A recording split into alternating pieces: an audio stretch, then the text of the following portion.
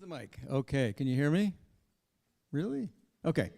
So, welcome to this workshop without a script. I'm so sorry.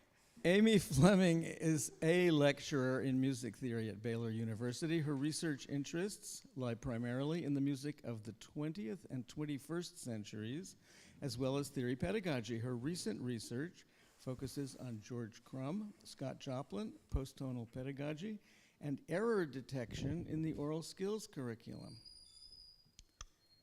And Aaron Grant is an assistant professor of music theory at Missouri Western State University. His research engages issues of form in 19th century music, as well as music theory pedagogy.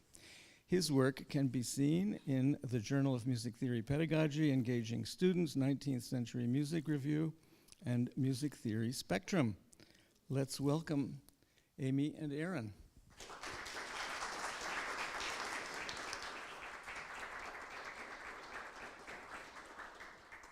Thank you, everybody.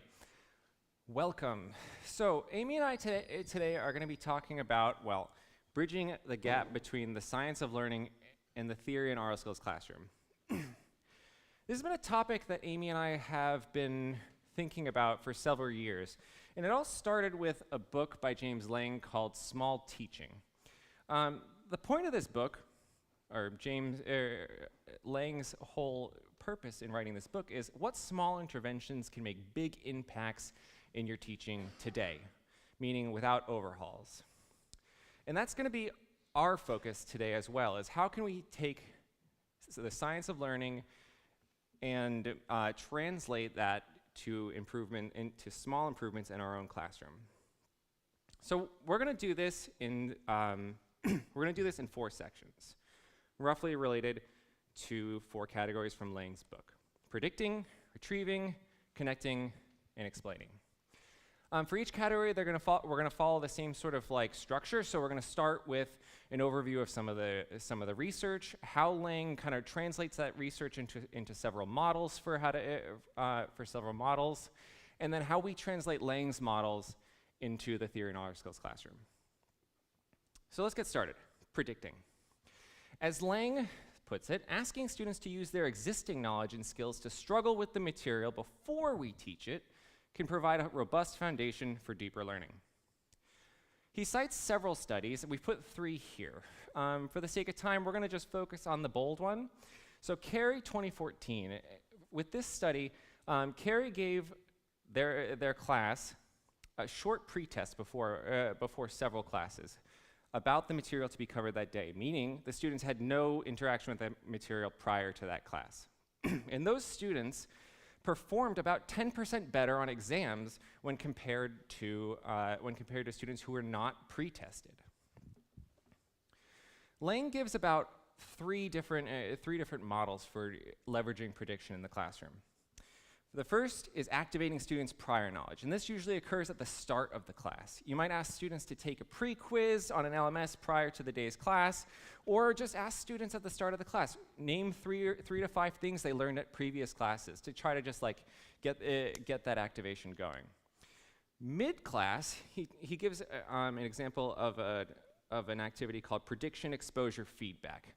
I think a lot of us do informal versions of this where you might stop a class midway, ask students to say like, hey, what do you think is going to happen? What do you think this harmony does? What do you think this rhythm does? But he actually suggests making it even more formal. You might stop and ask students to like pull out clickers. I use Ask Everything, or Poll Everywhere, polleverywhere.com. And ask them to think about how a concept works before you actually continue. Or you might end class with a prediction. You might ask them to think about maybe the reading for the night, maybe their ask them to answer some questions of the homework they're going to do, or even predict what they're going to be doing next class. So one way we translate this for music theory is I do this thing all the time where when I'm introducing a new concept, I actually ask students to kind of like think about, use your prior knowledge, how do you think this thing's going to work? So, for instance, augmented sixth chords. Oftentimes, I might start that class by giving students a short excerpt with an augmented sixth chord, put a little arrow down there, and say, hey, analyze everything around this chord. Then think about, how do you think this chord functions in the context of the excerpt? Are there any voice leading features you might notice? How might you label that chord? And what's interesting, I took this specifically because students, I've never had a student actually say, you know what, this would be a great name for this would be German augmented sixth. I'm waiting for it. But what's interesting about this research is that students don't have to get the answers right. That 10% boost happens even when they get answers incorrect. All right, so we're going to move this into the Aural skills classroom now. And so one of the activities I do in my classes is partially completed dictation. So I will give them a harmonic dictation, but before we even listen to it, I'm actually going to give them some of the pitches or even some of the Roman numerals. Then I give them some time to actually look at what they've been given. What information do we have about it so far? And to make some predictions based on that. So given these notes in the soprano, what could be happening in the bass? What could be happening with the Roman numerals? And so they take a minute to make those predictions on their own, and then they take a minute to turn to the people around them and discuss their predictions. Then we listen to the example for the first time, and they get to see whether their predictions were correct. One of the things I love about this is it really encourages them to bring their written theory knowledge into the Aural skills classroom, because that's the only way that they're going to be able to make any predictions about it, is using that. So it's intentionally giving them time to do that. I also think it's really useful for those students who struggle to hear bass lines, for example. I think we've all had students that struggle in that area. And this, if I give them the entire soprano line and say, make some predictions, what could be happening, it helps them realize they're not just trying to hear from scratch. They can really use that information that they already know and what they know from their theory class to narrow down their options and make some educated predictions there.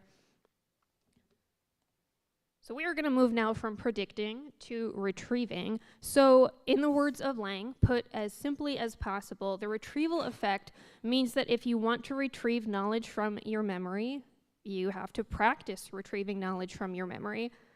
So if we're going to test students on information later on down the road, we should probably give them some opportunities to actually try retrieving that information in class beforehand. So we're going to focus on this first study here. Brown, Roediger, and McDaniel suggest that, so basically what they did is they compared what happens if we give students the opportunity to study more in class versus what happens if we actually give students quizzes on the material in class. And what they found was students who had been quizzed on the material scored a full letter grade higher when they were later tested on it than the students who just had extra time to study. So Lang takes these ideas of retrieving into the classroom with a few different models. The first is opening questions. This is something that I think a lot of us probably already do, is basically spending the first few minutes of class having the students practice retrieving some stuff. So you could ask them some questions about what happened in the previous class, what did we learn? Here's a few questions about this. One thing that's really helpful for this, so that the same few excited students don't answer every single time, is to give them some time to actually write down their answers so that everyone is involved. Another option is to use closing questions. So in this case, you're waiting until the end of class, and you can do this as an exit ticket, where before they leave class, they need to give you something they learned that day and something that they want to know a little bit more about, maybe any questions they have. This is a really great opportunity to just check in with them and see where they're at and if there's anything that you need to review a little further in the next class. And it also gives them that opportunity to kind of synthesize what's everything that we learned today and what's the most important stuff that I want to take away. Another option is online retrieval. So this would be using the LMS or some other platform to do frequent quizzes, these low stakes quizzes, or just reading checks, just again checking in on the students to see where they're at, and also giving them the opportunity to practice retrieving several times before we actually get to the test. Finally, Lang proposes this idea of the retrieving syllabus. So this is where he encourages us to use the syllabus as more than just a contract that students look at the beginning of the semester. Instead, he encourages instructors to have students pull it out during class and say, let's look at this schedule. What are the things that we've covered so far? Let's review not just what happened last class, but what happened a couple units ago. And so this is where you're going to use the syllabus to actually contextualize where we are right now in the class, and just give students the opportunity to kind of practice retrieving things that are maybe a little bit more distant past. So we're going to take this into the theory classroom now and talk about ways that Aaron and I both use opening questions at the beginning of class. So in this first example, this is just a pretty basic one of using, asking a few questions of your students about the previous day's material, or maybe about something that they read for homework that night. This helps you to really help the students understand what's the most important things that you should have taken away from last class or from the reading. The other three examples we have here are a little bit more about synthesizing material that wasn't just in last class, but it's kind of like, what have we learned so far in theory? So for example, you could ask, what are all the tendency tones we've come across so far, and how do they resolve? You could ask, name every single predominant chord that you know, or you could ask them to list all of the part writing errors that they can think of.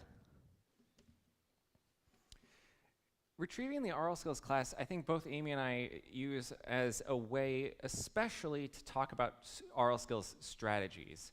At least for me, a lot of times the biggest struggle for my students is just knowing how to approach any of the activities we do in class.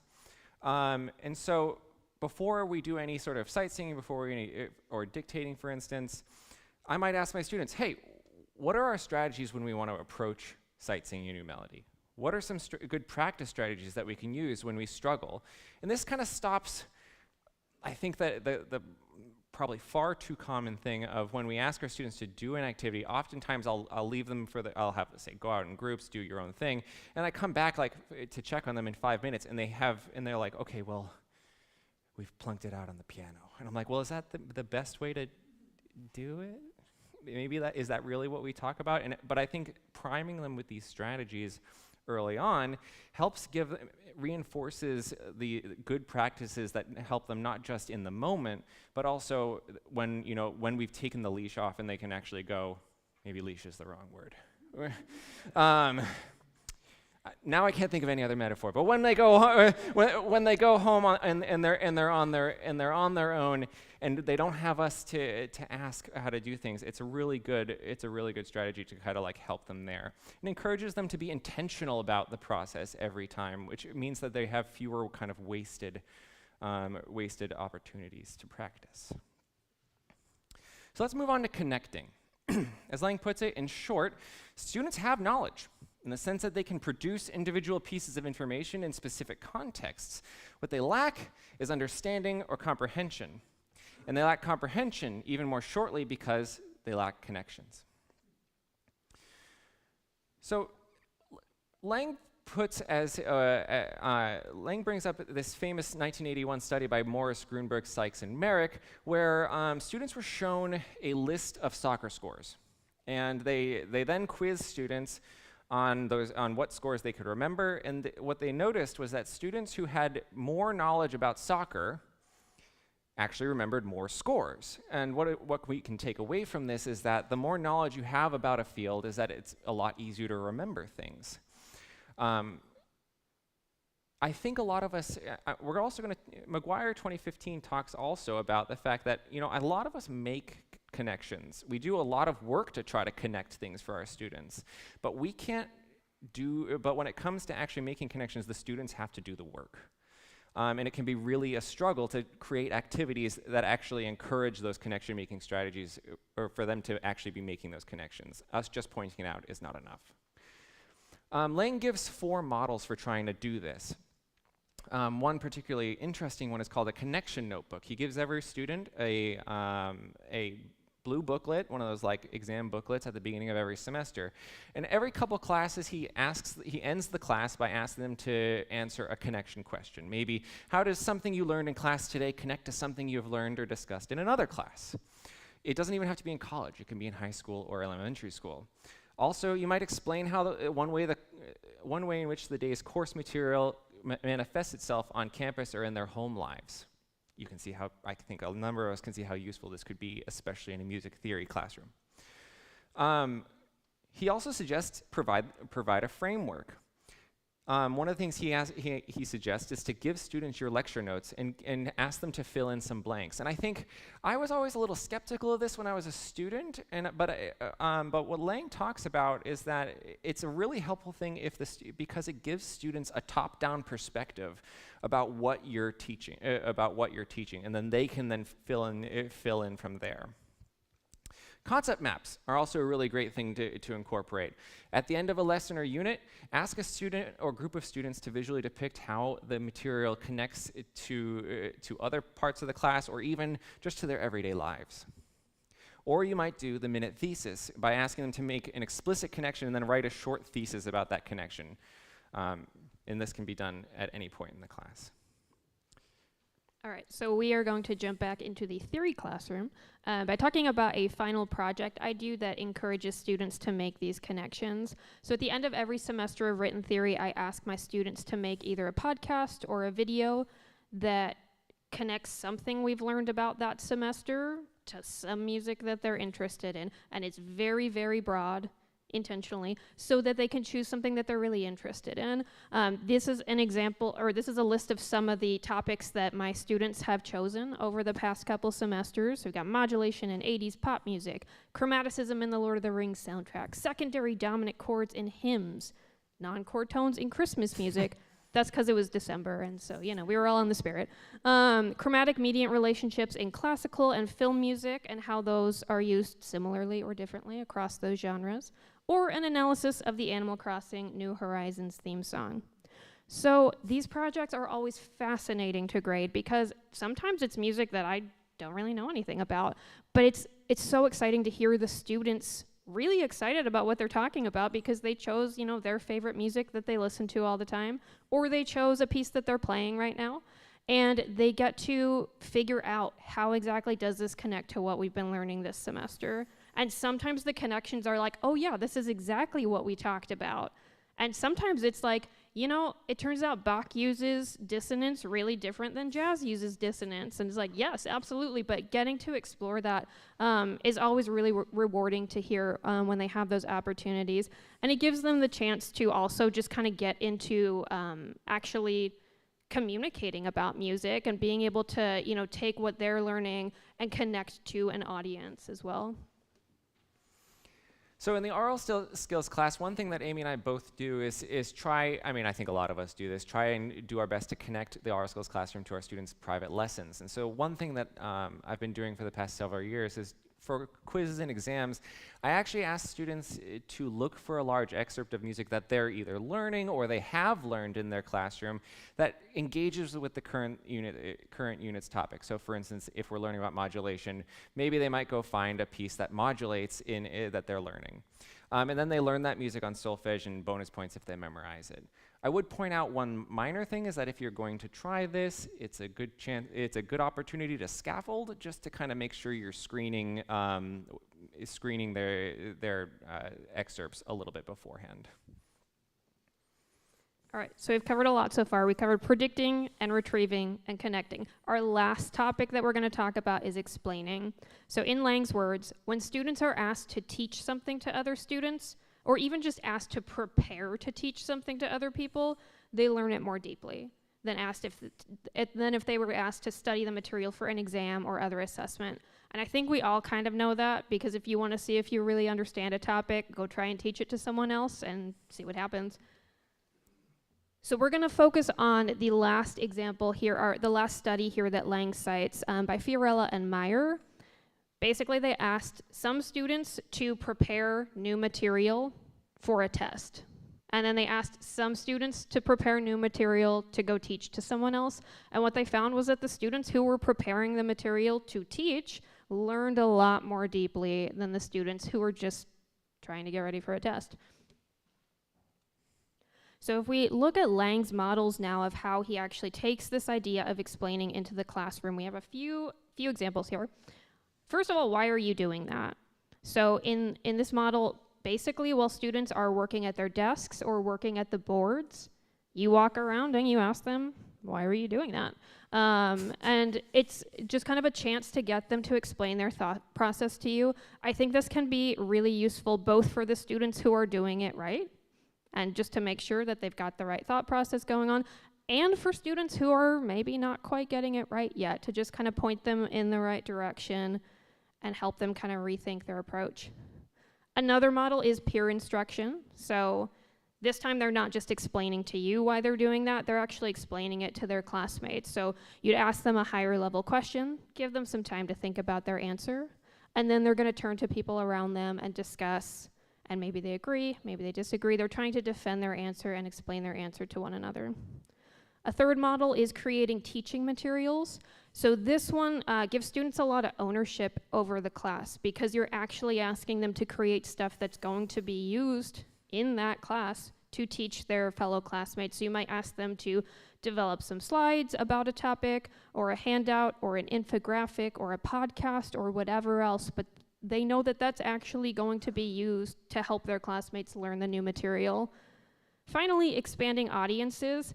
In this model, Lang takes the idea of explaining beyond just explaining to yourself or to your teacher or to your classmate, and says, go teach your family, go teach your friends, go teach some other audience. So Aaron's going to talk a little bit more about this now. Yeah, because one way that you can translate this idea of explaining to the music theory classroom that's been very popular in the last couple of years is through public music theory projects and assignments. You can do this at any level for final projects, or even just like tailoring it at the end of a traditional like kind of a weekly assignment. A couple examples of ways that I've been doing this. I have students create mini lesson plans during review days before exams that are aimed at like a K through 12 audience, and then they present those to each other, and it's a good way to review. I have students make podcast or YouTube videos as well, explaining a topic we learned in class as a final project to a non-expert. Especially my music ed students just adore this, and they get really, really creative. I might also have students create mini pre-concert lectures at the end of an analysis assignment that incorporates their analytical observations, and actually have them recording these as well. Or one of my favorite kind of ways to do this is to have students create visual graphics that depict their analyses. I especially do this, I love it during, I have a variation kind of listening assignment that I have them doing, and the kind of graphics that they come up with, it was for last semester we did Clara Schumann's Variations on a Theme by Robert Schumann, and it's like, I'm not very creative, and so I think about like the way I would have done it, and they just blow my mind. All right, so the last example we're gonna talk about is for taking explaining into the Aural skills classroom. So I do something self-explained sight reading. Basically, for the last 5 years, I've been having my students make recordings of their weekly melodies and rhythms, like a lot of other people have as well. In the last 2 years, I've added a sight reading exercise every week. The goal with this sight reading exercise is for them to spend 5 minutes sight reading and explaining their process as they're doing it. So they turn on their recording, they look at the exercise for the first time, and they instantly are supposed to start narrating what they're thinking, what they're seeing in the music. So, you know, analyzing what's going on in the music, talking about, okay, I think I'm gonna try this strategy first, and then also self-assessing, because I think that's a really important aspect of it too, explaining, I think this went really well, but measure 6 was not quite there. So I'm gonna think about how am I gonna fix that, and then try it again.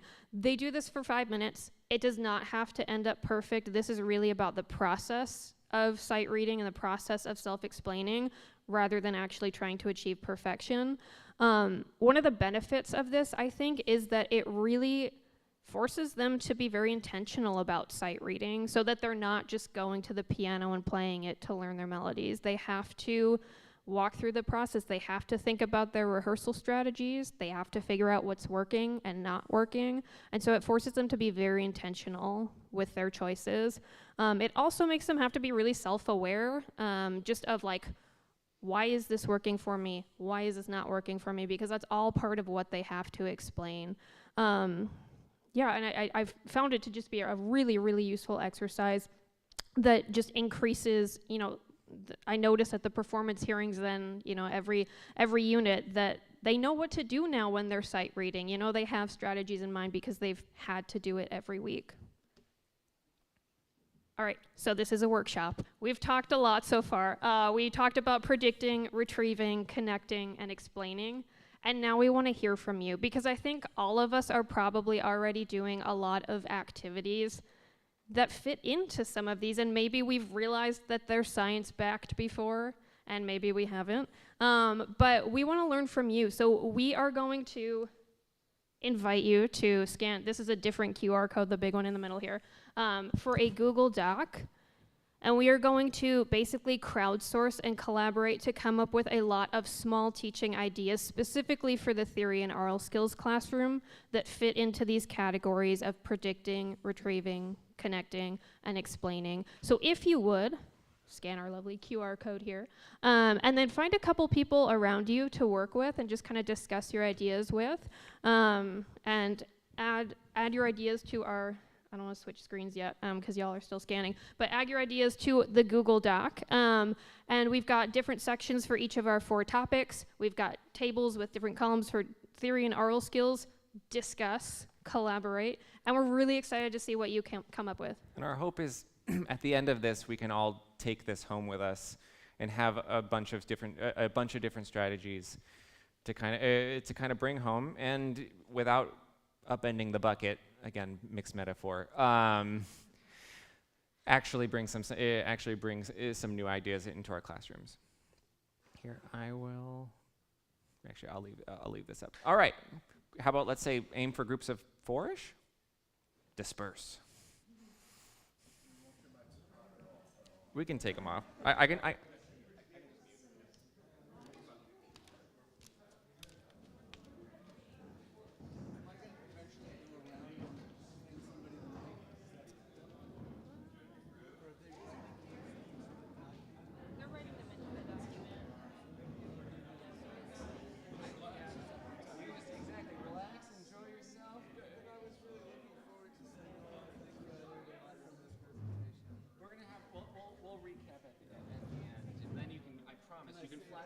You can flatter us as much as you want. I love it. Okay. I was gonna say, so it's similar with analysis where they would have to look at a score. They had a minute. It didn't matter the score. Like, just tell me what you get through. And then we had to get fast. You had to bring your phone or your video. And you passed your phone. And they took what we saw and you had to say, what's the best thing you started? So yeah, so you passed again. And it was, I mean, we had to do it like 3 or 4 times before they actually started to catch on. Because at first you're like, well, what's our grade? I'm like, just do the instructions and you go to 100. But the passing the phone, because they learn each other's tricks. It's like they all have tricks. You're like, what's your trick? They don't say. But they'll tell you their tricks, and that process you just crack. Just pass the phone. You bring your phone to class for 100. Get to your assignment for 100. So. You should put that in our You should put it in the Google Doc. Yeah, throw it in there. Yeah, we love it. So I was Yeah, no, that's perfect. I really love that.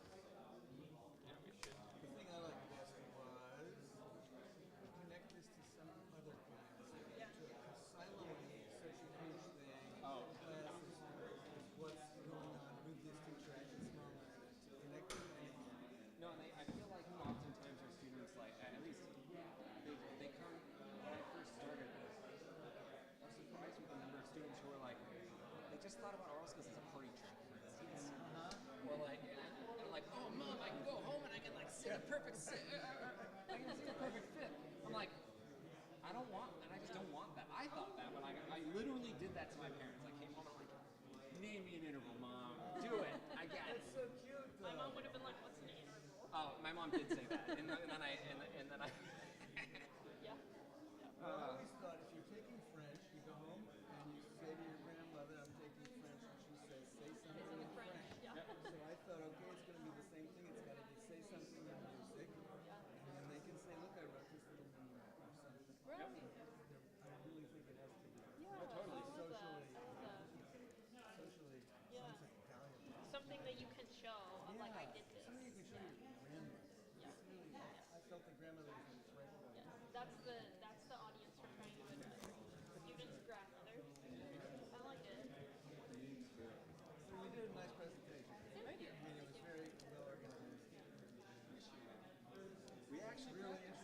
practice. Yeah, I should practice. It's different every time. Different every time. Yeah, I thought that was the best way, the best one I went to. We didn't go as anecdote. You went more anecdote than me. I think I went a little more and you went a little bit less. I think it ended up better. It did. Should we like go around and see what people and they just leave? I like feel like The other workshop I went to, we were invited into group dynamics. Yep. And she came around, and she always came to our group. Like twice she came to our group. And I thought that, Picking on you. or she's helping us, she likes us. I couldn't tell. It's hard to tell. I put my antennas up, I thought, what's going on? Yeah. This is a good place to do this kind of right through this.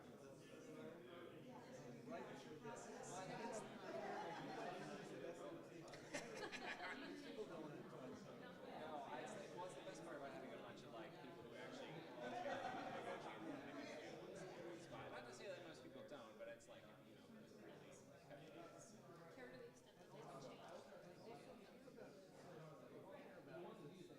the extent that they don't change.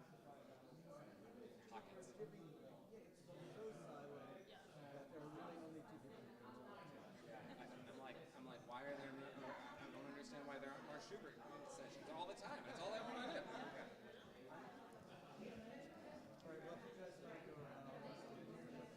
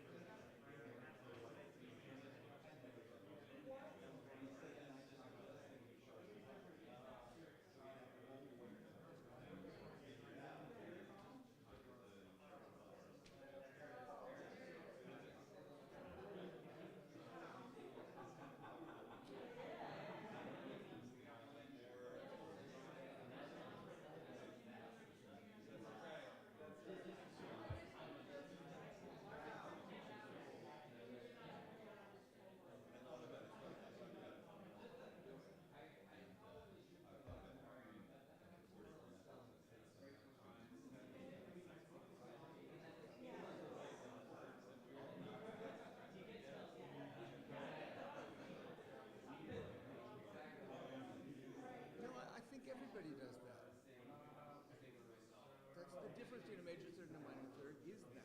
So we all do that all the time. It's just that we figured out a formulation that's very systematic because it's where it comes from. But that's what you're doing.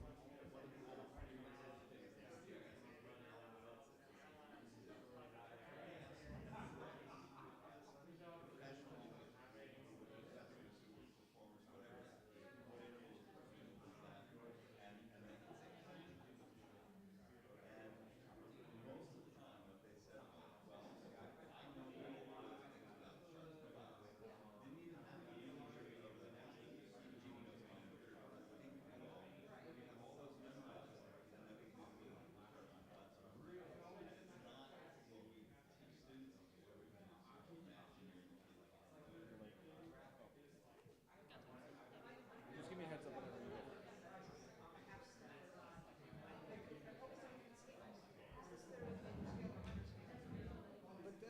But ultimately you're gonna go. You have to go back to that.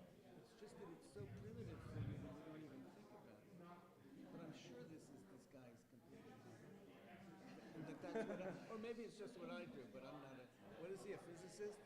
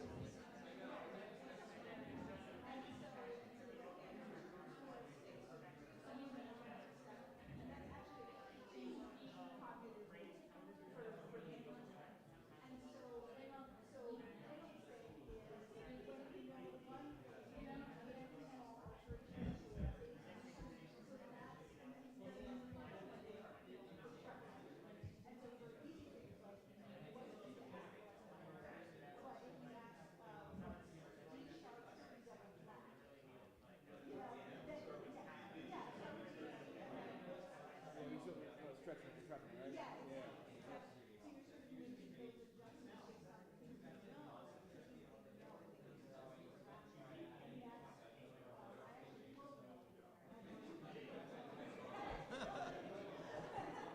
Well, like you said, no one knows what two flat and sharp is. Like, it's not something maybe you do, but like, everyone just goes, and then you go, yeah, you just, yeah.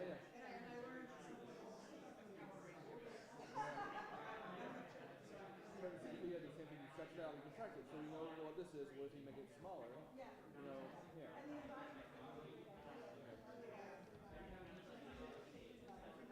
And you talk to it in the test.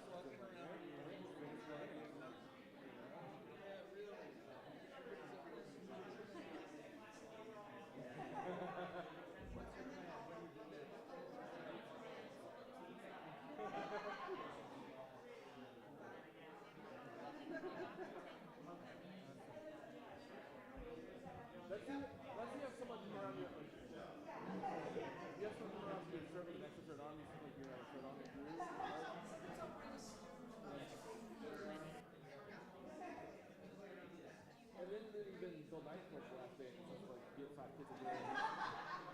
Do that now.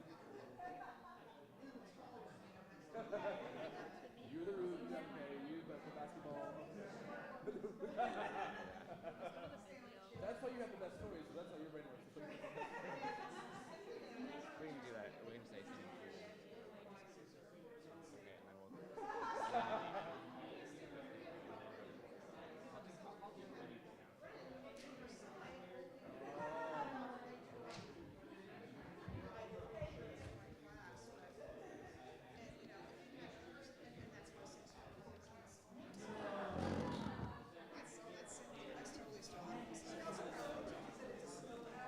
All right.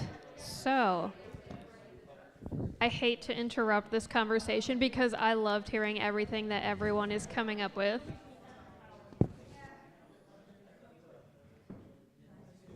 This is my teacher strategy of just get silent for a second and see if everyone, yeah, okay. There we go. So thank you all so much for coming to our workshop. I'm so excited to hear more about the ideas you came up with and read them in the Google Doc. I hope you all will take that doc home with you and implement some of the stuff you're teaching. Feel free also to keep adding stuff to it. But thank you so much for coming. Thank you. If you want to get in contact with us, our emails are over here. And thank you all for joining us. I really appreciate it.